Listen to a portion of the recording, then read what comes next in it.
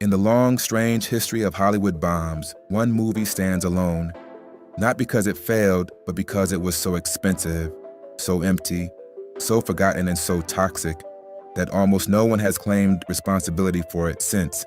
Released in August 2002, The Adventures of Pluto Nash wasn't just a misfire, it was a total system failure. A film that cost over $100 million and earned less than $7. A comedy without laughs. A sci-fi adventure without stakes. A production so disjointed and overstuffed, even its star, Eddie Murphy, has never really explained what the hell happened. Theaters were nearly empty on opening weekend. The few critics who showed up eviscerated it. The New York Times called it a huge, hollow, grinning mistake. Roger Ebert said it had all the fun of a colonoscopy, and audiences, they didn't even hate it. They just didn't care. It made $2.2 million in its first weekend and $7.1 million total against a budget that ballooned beyond comprehension. One executive at Warner Brothers reportedly called it a humiliation, and yet no one seemed to get fired and no lessons were learned. It vanished quietly, as if it had never existed. But Pluto Nash did something bigger than bomb. It quietly killed a studio, one trying to play the blockbuster game with none of the skills. Today we talk about franchise fatigue, streaming bubbles, and $200 million flops. But 2 decades ago, Pluto Nash already showed us what was coming. Before Pluto Nash was a $100 million punchline, before Castle Rock was a ghost brand buried inside Warner Brothers, it was one of the most respected names in Hollywood, a studio that believed, almost stubbornly, in the power of good writing. Castle Rock Entertainment was founded in 1987 by a group of idealists. Rob Reiner, the director of Stand By Me and The Princess Bride, producer Andy Scheinman, Columbia Pictures executive Glenn Padnick, and investment banker turned media mogul Alan Horn. The name Castle Rock was a nod to Stephen King's fictional town, fitting since King's stories would become part of the company's DNA. Unlike the major studios, Castle Rock wasn't designed to chase blockbusters. It was built on scripts, and for a brief golden period in the 90s, that philosophy worked better than anyone expected. Their first major hit was When Harry Met Sally in 1989, a romantic comedy with no high concept, no franchise potential, and no guaranteed box office draw. Just a great script by Nora Ephron and an airtight cast. It became a phenomenon. From there, Castle Rock built a reputation for intelligent, prestige films with emotional weight. Misery, 1990. It contained character-driven Stephen King thriller, A Few Good Men, 1992. A courtroom drama with no action but enough tension to feel like a war film. The Shawshank Redemption, 1994. Critically ignored at release, now widely considered the best film ever made. At the same time, Castle Rock made room for smaller, character-driven comedies and dramas. These were films that didn't test well, didn't win opening weekends, but lasted. Films like City Slickers, In the Line of Fire, and The American President. They also took big swings on television. In 1989, Castle Rock partnered with a young comedian named Jerry Seinfeld to create a sitcom about, well, nothing. By 1994, Seinfeld was the most watched show in America. Castle Rock's approach was unusual for the time. Give writers autonomy. Avoid micromanaging directors. Don't overtest or rewrite for mass appeal. And it worked, critically, commercially, and culturally, for a while. But as Castle Rock grew, so did the pressure to compete. By the mid-1990s, they were no longer an indie darling. They were a Warner Brothers subsidiary expected to deliver at the same level as studios chasing Independence Day, Jurassic Park, and Titanic. The cracks started to show. While the 1990s were Castle Rock's creative peak, they were also the beginning of its identity crisis. The studio that once said no to marketing-led films began saying yes, often for the sake of relationships, contracts, or the illusion of momentum. And then there was Alan Horn. As Castle Rock's CEO, Horn was a stabilizing force, a businessman who understood storytelling. He had a rare ability to protect writers while navigating the cold realities of studio financing. But in 1998, Horn left Castle Rock to become president of Warner Brothers. With Horn gone, Castle Rock's vision became less clear. New leadership leaned more heavily on test screening data, marketing forecasts, and genre trends. More projects got greenlit only because they looked good on paper, and that's how something like The Adventures of Pluto Nash could get made. If Castle Rock in 1992 would have rejected Pluto Nash as a confused sci-fi vanity project, Castle Rock in 2000 greenlit it with enthusiasm, or at least with resignation. After all, Eddie Murphy was still bankable. Science fiction was hot. The budget looked high, but Moon Vegas sounded marketable. So, why not? This was the fatal shift. Castle Rock was now approving $100 million comedies with no clear audience, no tested premise, and a bloated effects budget. The beginning of the end. You can see the transition in their late 90s and early 2000s slate. Fewer awards contenders, more middle-of-the-road comedies, more safe bets that never paid off. And yet, no one inside the studio seemed to realize they were drifting. Or if they did, they didn't say anything.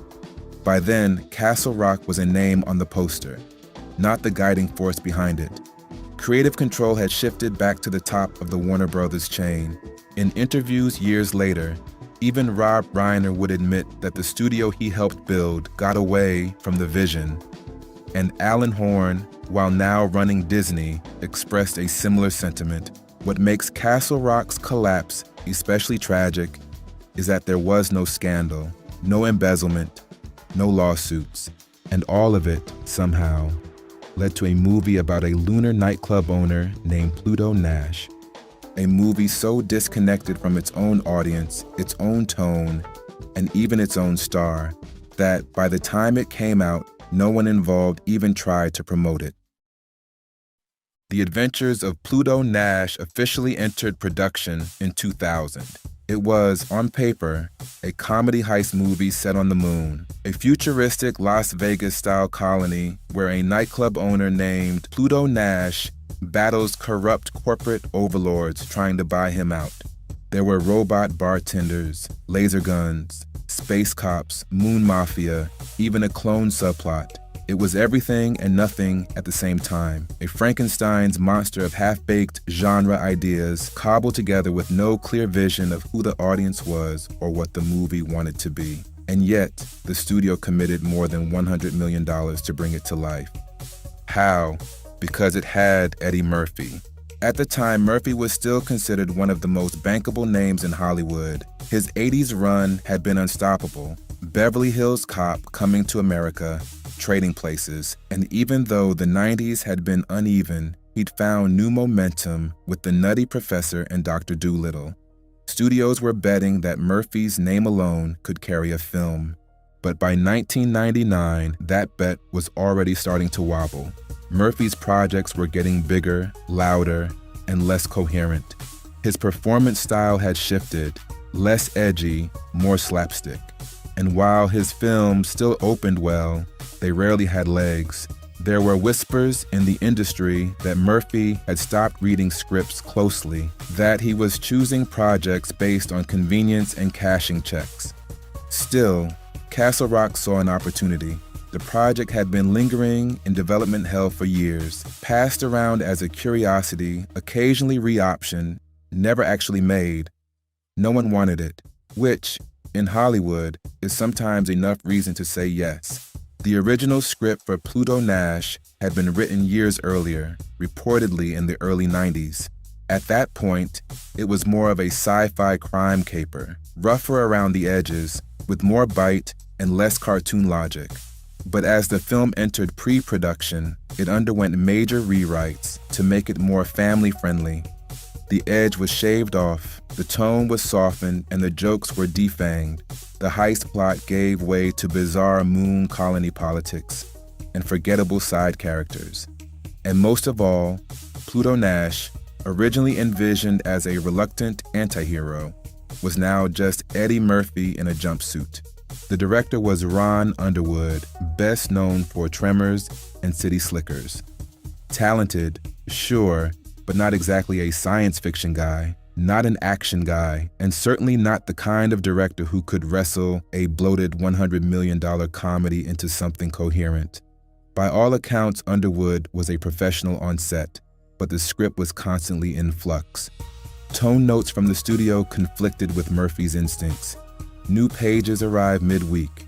Characters were introduced and dropped. The production moved forward, but no one seemed to know what they were actually making. Filming began at Universal Studios with massive soundstage builds to simulate the moon base. Designers constructed entire Moon Vegas interiors, gaudy casinos, space lounges, neon-lit sidewalks. Costumes were elaborate. Special effects were handled by several teams. There were robots, hover cars, holograms, plasma guns. It all looked expensive, but it just didn't look good. Even internally, crew members were baffled. A gaffer later told The Hollywood Reporter that it felt like they were making a parody, but nobody was in on the joke. Reports from the set describe Murphy as quiet, sometimes disengaged, occasionally rewriting his own lines. He didn't improvise much. He didn't bond with the cast. In fact, the only real spark of life came from Luis Guzman, whose scenes as a two-bit hustler briefly inject some actual humor. But Guzman had barely 10 minutes of screen time. The tone was confusing. Was this a satire, a children's movie, a campy homage to 1950s pulp, a sci-fi gangster flick? No one knew, and worse, no one asked. As production wrapped, the total spend had crept toward $120 million, with post-production still ahead. Executives were already nervous, but they hoped the edit could save it. The first rough cut was shown to Warner Brothers and Castle Rock executives sometime in early 2002. The reaction was disastrous. The pacing dragged. The jokes fell flat. The effects were clunky. But the real issue, according to internal memos later leaked to Variety, was tone. It had no tone. It wasn't funny enough to be a comedy. It wasn't exciting enough to be action. It wasn't smart enough to be satire. And Eddie Murphy's performance, dry, almost sedated, couldn't anchor it. The studio scrambled. Re-edits were ordered. Alternate lines were dubbed in. But no major reshoots took place, likely because the production had already blown through its budget. The only rescue plan left was to quietly dump the film and hope no one noticed. Warner Brothers slotted the release for mid-August, traditionally one of the weakest weekends of the year. There was no significant marketing push, no interview tour. Murphy never sat for press.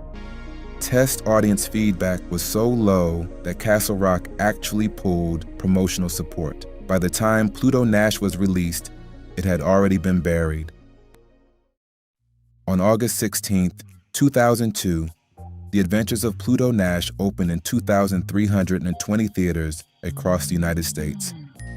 It slipped into cinemas like a film being released out of contractual obligation, which, by all indications, is exactly what it was. Theaters were empty.